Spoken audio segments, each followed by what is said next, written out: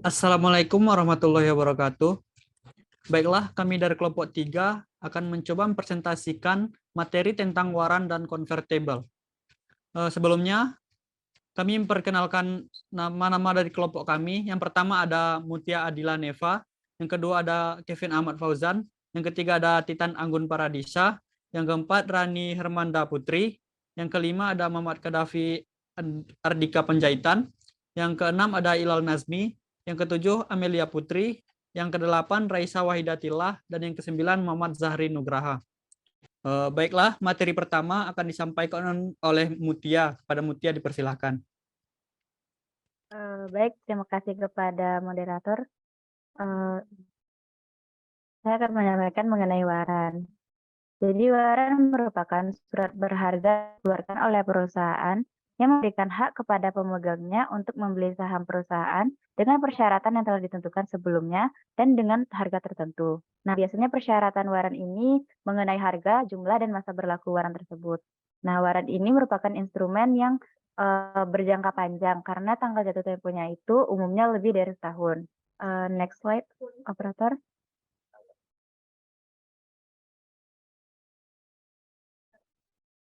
Nah, untuk apa menerbitkan waran? Jadi pada awalnya itu waran digunakan oleh perusahaan yang kurang potensialnya untuk menerbitkan saham guna melancarkan penjualan obligasi. Nah, dengan demikian waran sering disebut sebagai sweetener atau pemanis dalam penerbitan obligasi. Nah, dengan adanya waran ini, pembeli obligasi akan mempunyai kesempatan menikmati kenaikan nilai atau harga saham perusahaan atau capital gain. Nah, jika harga saham naik melebihi harga beli yang tertera pada waran, pemegang waran akan mengeksersis waran dan kesempatan ini tidak dinikmati oleh pemegang obligasi tanpa waran yang hanya menikmati bunga yang tetap pada tingkat berapapun keuntungan perusahaan. Sekian dari saya kembalikan. Baik, terima kasih kepada Mutia. Berikutnya akan dilanjutkan oleh Kadafi. Kepada Kadafi dipersilahkan. Oke, baik. Moderator, perbedaan warrants dan call option. Yang pertama, call option diterbitkan oleh perusahaan. Saat investor melaksanakan call option, maka tidak ada perubahan dalam jumlah saham beredar dan tidak menerbitkan saham baru. Dan saat investor melaksanakan exercise warrant yang dimiliki, maka perusahaan wajib untuk menerbitkan saham baru untuk meningkatkan jumlah saham yang beredar. Next slide. Oke, penilaian waran. Kita bisa mendapatkan perkiraan untuk nilai waran yang menggunakan versi modifikasi dari Lex Goals. Yang pertama itu untuk call option, yaitu rumusnya gain from exercising a single call forms value net of debt dibagi value of share of stock dikurang exercise price. Dan untuk waran yaitu firm's value net of debt ditambah exercise price dibagi value of shares of stock after warrant is exercise sama dengan exercise price. Mungkin sekian dari saya, dikembalikan kepada moderator. Terima kasih. Baik, terima kasih kepada Kadafi yang telah menyampaikan materi. Selanjutnya akan dilanjutkan oleh Amel. Kepada Amel disilahkan. Baik, terima kasih moderator. Perkenalkan, saya Amelia Putri akan menjelaskan terkait dengan convertible bond atau obligasi konversi. Nah, konversi bond atau obligasi konversi mirip dengan obligasi dengan waran.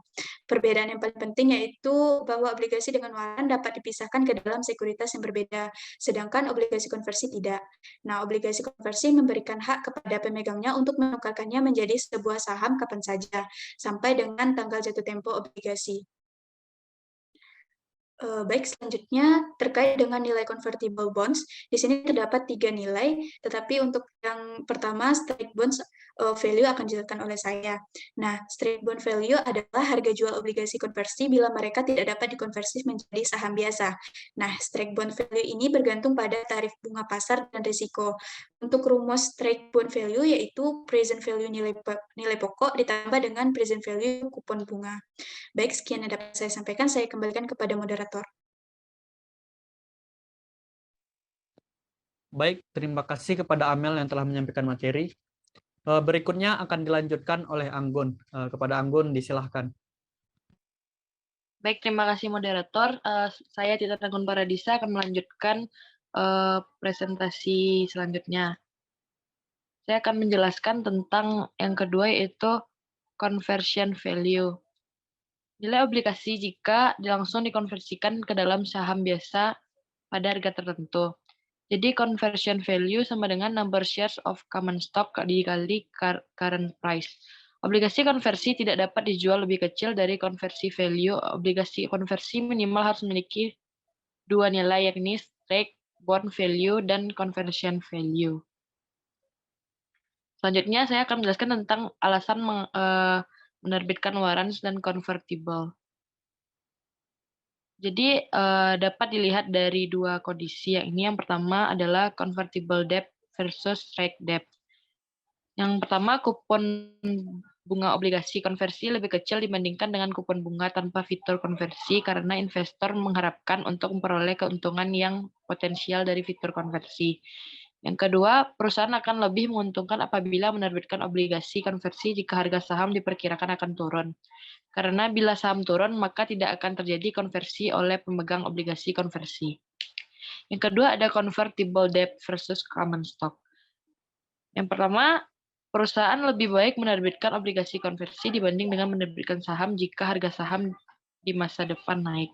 Dan yang kedua, jika harga saham di masa depan turun, sehingga tidak akan cukup untuk membuat pemegang obligasi konversi untuk menukarkannya dengan saham, maka penerbitan saham akan lebih menguntungkan. Yang ketiga, ada convertible bonds dan dibandingkan dengan strike bonds.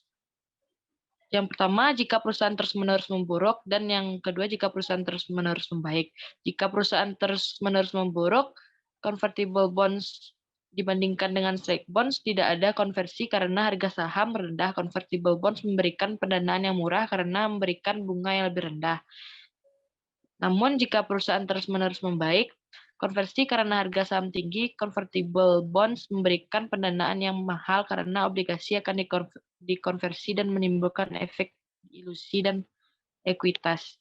Kedua ada common stock. Jika perusahaan terus-menerus memburuk, convertible bonds adalah pendanaan yang mahal karena perusahaan akan memperoleh pendanaan lebih banyak jika menerbitkan saham karena harga sahamnya lebih tinggi saat diterbitkan. Namun jika perusahaan terus-menerus membaik, convertible bond memberikan pendanaan yang murah karena perusahaan menerbitkan saham pada harga yang tinggi ketika obligasi dikonversi. Baiklah, terima kasih kepada Anggun yang telah menyampaikan materi. Materi selanjutnya akan dilanjutkan oleh Zahri. Kepada Zahri, dipersilahkan. Baiklah, terima kasih kepada moderator. Di sini saya akan membacakan mengapa perusahaan menerbitkan warrant dan convertible. Pertama yaitu ada matching cash flow, kedua risk synergy, yang ketiga agency cost, dan yang keempat backdoor equity. Next, moderator. Yang pertama ada matching cash flow, yaitu bila pembiayaan mengharuskan biaya yang sangat tinggi dalam masuk akal bagi perusahaan untuk menerbitkan sekuritas yang selaras dengan arus kas perusahaan tersebut. Perusahaan yang masih muda, berisiko, dan berharap untuk tumbuh mungkin lebih memilih menerbitkan obligasi konversi atau obligasi dengan warrant karena memiliki biaya bunga yang lebih rendah. Baiklah, sekian yang dapat saya presentasikan. Saya kembalikan kepada moderator. Baik, terima kasih kepada Zahri yang telah menyampaikan materi.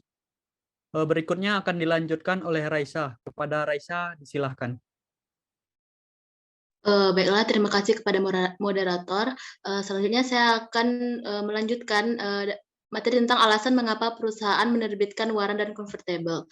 Yang kedua itu adalah risiko sinergi. Obligasi konversi dan obligasi dengan waran dapat melindungi dari kesalahan dalam melakukan evaluasi atas risiko karena memiliki dua komponen, yakni strike bond dan call option untuk saham.